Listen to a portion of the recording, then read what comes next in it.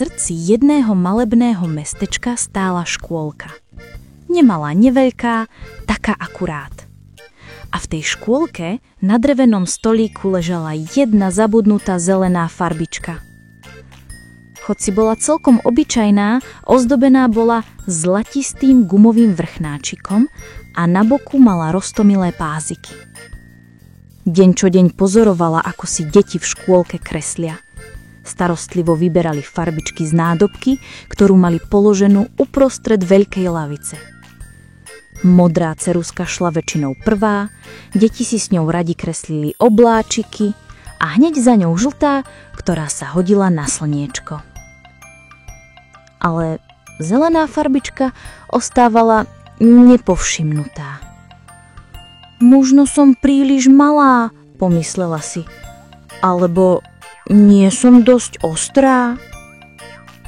Raz, keď už všetky deti odišli domov a v škôlke už nikto nezostal, zelená farbička veľmi zosmutnela. Až tak, že jej prišlo do plaču. Ale cerusky predsa neplačú, však? V tom sa stalo niečo tak podivné, že to nečakala ani sama zelená farbička. Miesto slzičiek z nej začala vychádzať tá najkrajšia zelená farba. Najprv iba malá bodka a potom čiara, ktorá sa pohybovala po papieri sama od seba. Čo sa tu deje? Začudovala sa zelená farbička.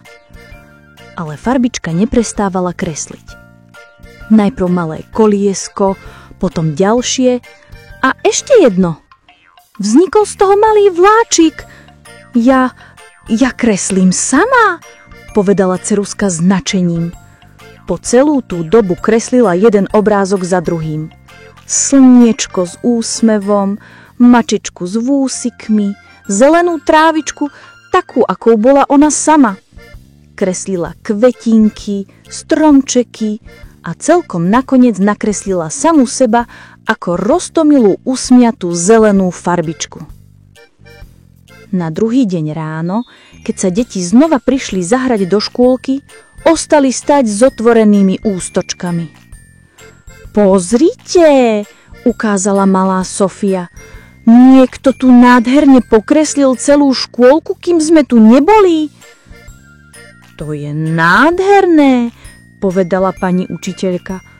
Ale kto by to mohol byť? Alžbetka si hneď všimla zelenú cerusku odpočívať na lavici. Môžem si vziať túto malú cerusku? Vyzerá, že vie nakresliť veľa krásnych príbehov. A od toho dňa bola práve zelená farbička tou najobľúbenejšou v celej škôlke. To preto, lebo sa naučila, že nie je dôležité, aká si veľká alebo malá. Dôležité je, koľko lásky vložíš do toho, čo robíš.